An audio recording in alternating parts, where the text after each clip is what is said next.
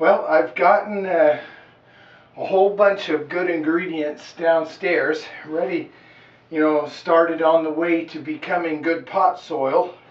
I discovered yesterday that I was in immediate need for some. So yesterday early, I went out and did similar to what you just saw me do.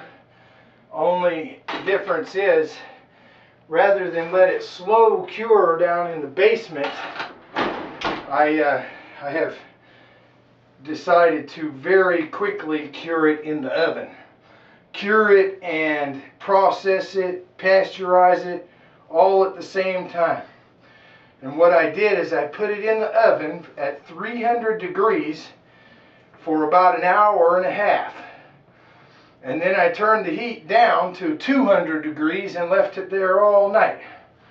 Then this morning when I got up, I gave it all a good stir and put it back in the oven and turned the heat off and left it there. Now it's cooled off and it's very easily crumbable. I can crush it very easily. It's very well dried out. This is some of what was the living peat moss. As you can see, that's very well dried out now. Crumbles and turns to powder, just like that. That's the way you want it, okay?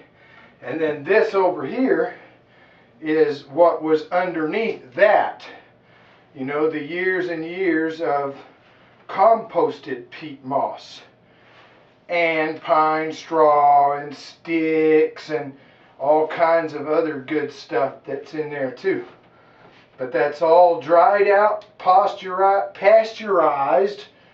Okay, that means that there's no germs, there's no bacterias, there's no spores, mold spores or mushroom spores of any kind that are living in there. That's all dead material, and see how easily that stick just breaks right up and becomes good material. You see that? That's what you do. There's old pine things. I really should go through and get these little pine things out of there, because even though I baked the hell out of them, there's always the chance that, a seed or two might have survived in there. So I might go through and get these little pine cones out of there. But as for the rest of it, it's all good to go. Now, if I pick up a pine cone and it does that, I know it's good. There's nothing living in that, And you see these sticks just break right apart. That's excellent, excellent, excellent potting soil material right there. Good stuff. So what I've got to do now is I've got to put this into a bucket and just start working it and crumbling it and crushing it and getting it all powderized, all of it there, and then put it all together and start adding some perlite and vermiculite until I've got the right consistency. And I'll just do that by eyeball, pretty much judge it by eyeball. But I want equal amounts of perlite and vermiculite, So if I put a handful of perlite, there's going to be a handful of vermiculite right behind it, So just to make sure everybody's clear on that. But I'm noticing that even after all that baking, I'm still finding a little bit of moisture in here, which I'm not happy with.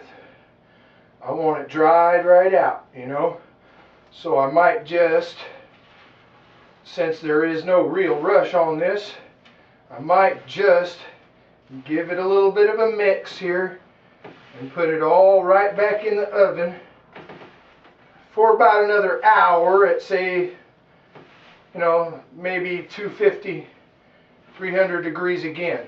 Just get it nice and hot again there. Try to get as much of that moisture out of there as I can. I want that completely dried out as best I can. That way I know for sure it's completely pasteurized and there won't be any problems of mold spores and insect larvae and things like that coming out of this. I'm sure there's no insect larvae already. That's been all cooked very well. But I just want to get rid of any of the mold spores and stuff like that that may be left. So I'm going to go right back in this oven here. And I might as well put this back in there too. Here, I'll give this a bit of a stir too. And then I'll put it all back in there. Let me get this oven set at, I'll say 300 degrees. And once I get this put in there, I'll set that for like an hour. And that should be good. That should be plenty well toastified by then to be able to say, all right, let's mix up some soil. There, we'll get this a good mix. See, I'm feeling a little bit of moisture left in here too. Not much, but just a little bit. And I want to make sure there's none of that left in there. As much as I can, I want to get as much of that moisture out of there as I can before I start to make my soil.